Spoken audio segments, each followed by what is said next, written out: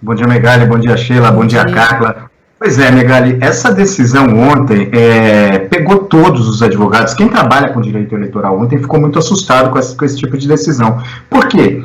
Primeiro, a legislação eleitoral brasileira é paternalista, tutela a vontade do eleitor, trata o eleitor brasileiro, com perdão da expressão, como um imbecil.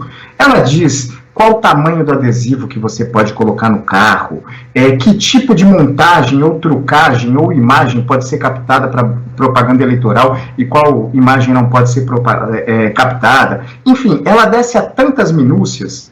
E nessa coisa de tentar proteger tanto, o que acontece é o que geralmente acontece quando você cria regra demais. Elas são descumpridas, porque na verdade a gente está em campanha eleitoral desde o ano passado. Todos nós sabemos disso e a legislação não consegue evitar isso. Só que a legislação eleitoral vinha reconhecendo o fato de que a campanha não começa em agosto, porque pela lei começa no dia 15 de agosto, mas de fato na vida real não começa. Então ela vinha reconhecendo, tanto vinha reconhecendo esse período de pré-campanha, que houve uma mudança em 2015, no artigo 36A, dizendo que não é propaganda eleitoral, salvo, olha, diz o seguinte a lei, Megali, não configura propaganda eleitoral antecipada, desde que não envolvam pedido explícito de voto, a menção à pretensa candidatura, a exaltação das qualidades pessoais dos pré-candidatos e outras coisas.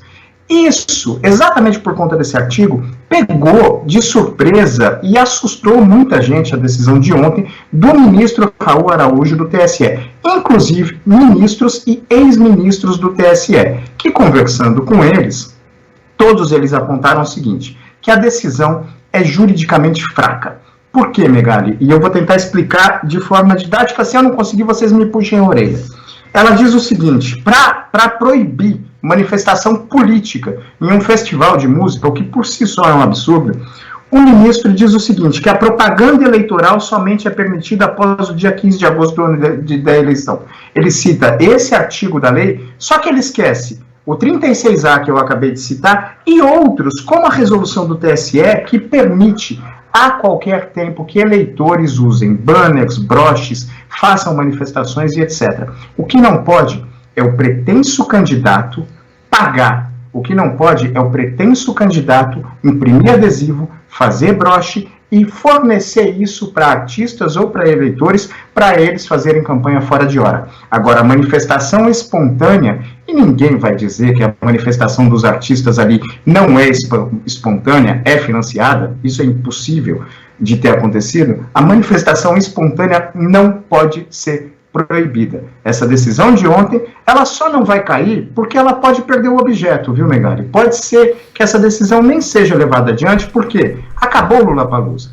O ideal é que os ministros se reunissem e fixassem balizas sobre essa liberdade de expressão. Mas na prática o que aconteceu acabou o Lollapalooza, então a decisão muito possivelmente pode perder o objeto, como se diz juridicamente. Ela não tem mais razão de existir, então ela simplesmente deixa de existir de fato. É arquivado. É tudo tão bizarro, explicou muito bem, viu, Aidar? Mas é tudo tão bizarro que qualquer brasileiro, qualquer adulto, intuitivamente, olha para aquilo e sabe que aquilo não é uma propaganda política.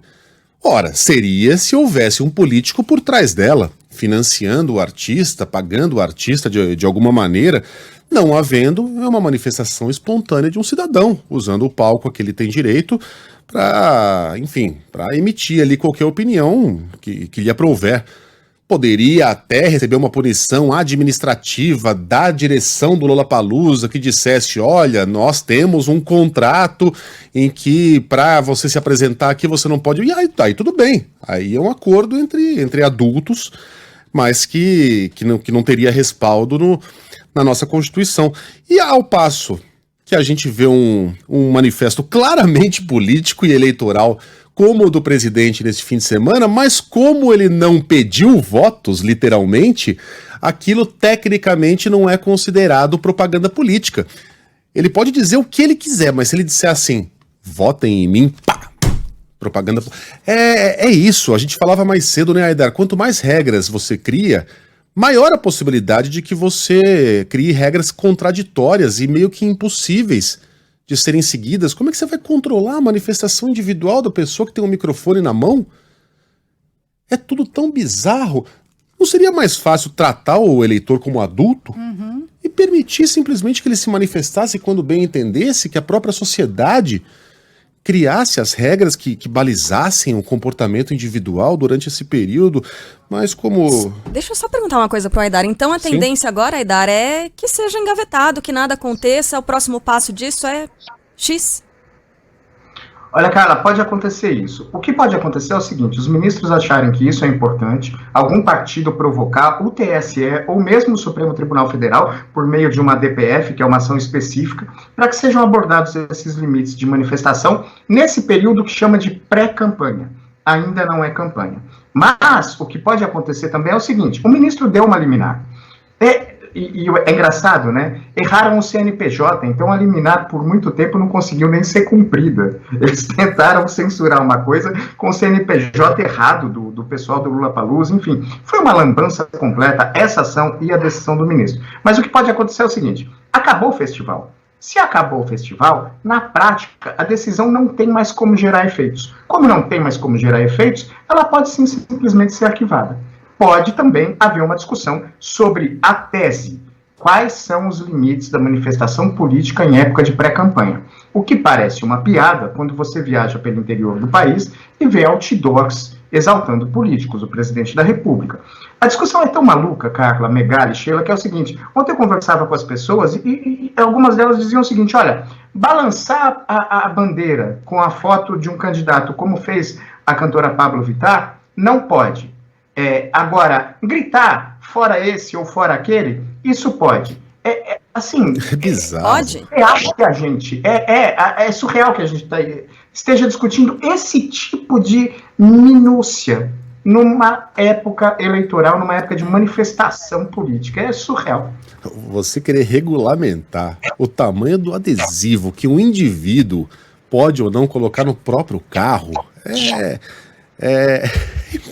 não há a menor possibilidade da coisa funcionar desse jeito.